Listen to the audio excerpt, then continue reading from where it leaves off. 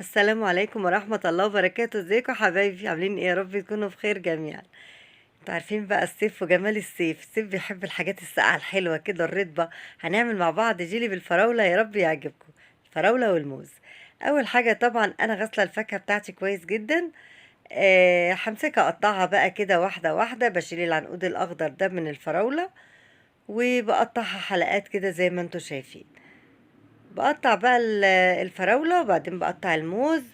وعندي برضو كام واحدة جوافة كده محدش راضي ياكلهم، قلت احطهم وسط الايه، الجيلي بتاعنا. بقطع الفراولة زي ما انتوا شايفين كده، بشيل العنقود الاخضر وحتة معاه من الحتة البيضة اللي هي بتبقى فوق ديت. تقطعيها بقى بالطريقة اللي تعجبك، حلقات مربعات، المهم ان احنا هنقطع فراولة نحطها في الجيلي. حاجة حلوة كده وبتبقى طعمها حلو، والجيلي طبعا الأطفال بيعشقوه. أنا عاملاه النهاردة عشان رونزة عندي وحبيت أفرحها، وحبيبة بنت رانيا أختي بصراحة طالباه مني، فأنا قلت لأ، أنا لازم أعمله بقى عشان حبيبة وعشان رونزة.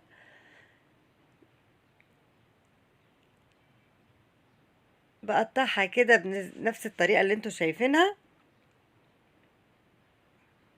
مش هطول عليكم، يعني أنا أقطع كام واحدة معاكم كده، وابتدي بقى أوريكم برضو الموز بقطعه حلقات كده. وبعد كده أنا بروح إيه ماسكة الحاجة بتاعتي كلها بقى مقطعة. بقطع معاكم كام واحدة كده. بصوا الموز بقطعه برضو حلق. المهم هنجهز الفاكهة بتاعتنا اللي هنحطها في الجيلي.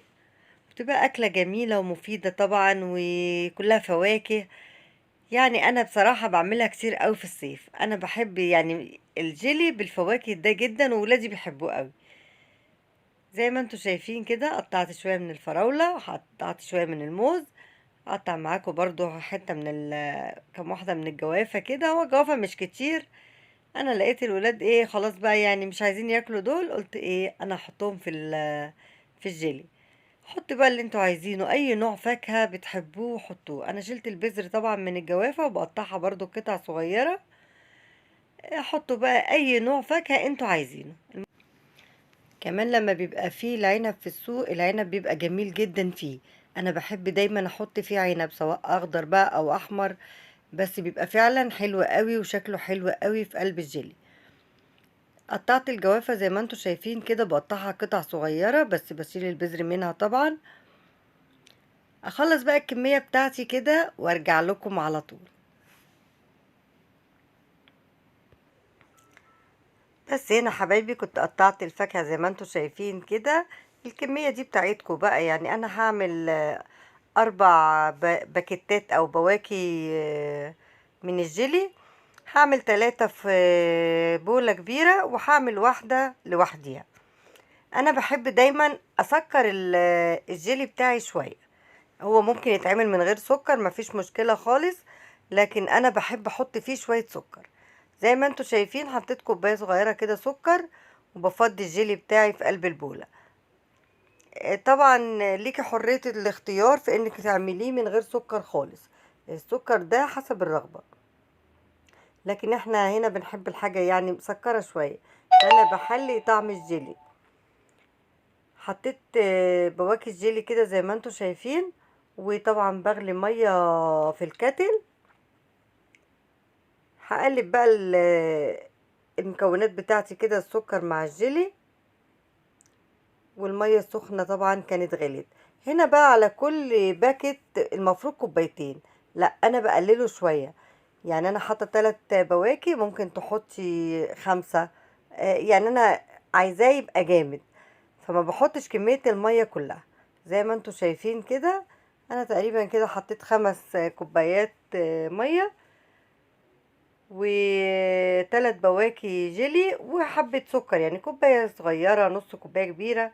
المهم ان انا حطيت فيه سكر وبقلبه كده كويس. بيبقى طعمه احلى طبعا، بيبقى مسكر كده طعمه حلو، يعني ناكل حاجة حلوة. يعني مش الجيلي ما بيبقاش فيه سكر كتير، فلا ولادي ما بيحبوش كده، انا بسكره شوية. قلبته كده كويس. بقلبه كويس طبعا عشان خاطر الجيلي يدوب. بس زي ما انتوا شايفين كده السكر والجيلي كله داب بالمية السخنة، مية مغلية. بمسك الفواكه بتاعتي اللي انا مقطعاها بقى دي كلها، وبروح حطاها على الجيلي، والمية سخنة. يعني انا حطيت الفاكهة والمية سخنة عادي، مفيش اي مشكلة. بس كده زي ما انتوا شايفين كده حبايبي، معانا احلى بولة جيلي بالفواكه. بس كده حبايبي، بقلب بقى البولة بتاعتي كده زي ما انتوا شايفين. اللي انا بشيله ده على فكرة قطع صغيرة قوي من زي العنقود. الحتت اللي بتبقى في العنقود دي بتبقى فيها حتت مقطعة كده مطرح ما كنت بغسلها، فبشيلها منها. بس هنا بقى دي البولة بتاعتي كده زي ما انتوا شايفين، احلى بولة جيلي. بس كده خلصنا ديت. ابتدي بقى اعمل الباكت اللي فاضل، هعمله ببولة صغيرة لوحده. دي كده هتتحط في الفريزر، يعني انا هسيبها بقى لما تهدى وهحطهم في الفريزر على طول. بس كده حبايبي، ده الطبق التاني بقى او البولة التانية اللي انا عملتها بنفس الطريقة. حطيت باكت جيلي على كوباية كده وربع من المية بس، وحطيت الفواكه بتاعتي واحطهم بقى الاتنين في الفريزر لغاية ما يجمدوا كده ويبقوا جيلي. هو شكله مبهج يعني. بصوا، هو شكل الجيلي بالفواكه حاجة كده تفرح بصراحة، يعني كان جميل جدا. حطيت طبق في النص كده عشان خاطر بقى احط اتنين ما ياخدوش مساحة كبيرة في الفريزر. هحطهم زي ما هما كده بنفس الشكل كده في الفريزر لغاية بقى ساعة الفطار نطلعهم مع بعض. شايفين المنظر؟ حاجة كده يعني مبهجة. هنا بقى ساعة بعد الفطار. هنا بعد الفطار طلعنا الجيلي، وكيمو كان جايب بطيخ قاعد بيقطعه، ورونزة فرحانة جدا بقى. يعني جيلي وبطيخ في وقت واحد، يعني حاجة كده تفرح. حبيبة وتوتة طبعا كانوا فرحانين جدا بالجيلي زي ما انتوا شايفين بقى كده. بصوا المنظر، ده الجيلي بتاعنا. ودي بص البطيخة اللي كيمو قاعد بيقطعها، حاجة كده يا سلام يا سلام. الاتنين الوانات حلوة كده، حمرا مبهجة كده، يعني كانت حاجة بصراحة جميلة قوي. كانت حاجة رطبة كده مع الجو الحر اللي احنا كنا فيه ده. يعني فعلا اليوم ده كان عايز حاجة كده رطبة، حاجة ساقعة.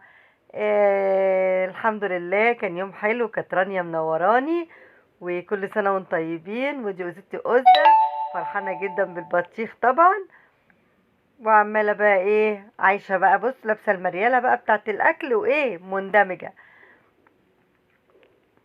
وده كان نهاية الفيديو بتاعي. يا رب يكون عجبكم، ويا رب ما كنتش طولت عليكم. ولو عجبكم الفيديو ما تنسونيش باللايك الحلو والسبسكرايب والكومنت الحلو بتاعكم بيساعدني. هستنى رأيكم في التعليقات، واشوفكم في فيديو جديد. باي باي يا حبايبي. بصوا البطيخ وجماله، رنزة بتوريكم البطيخ.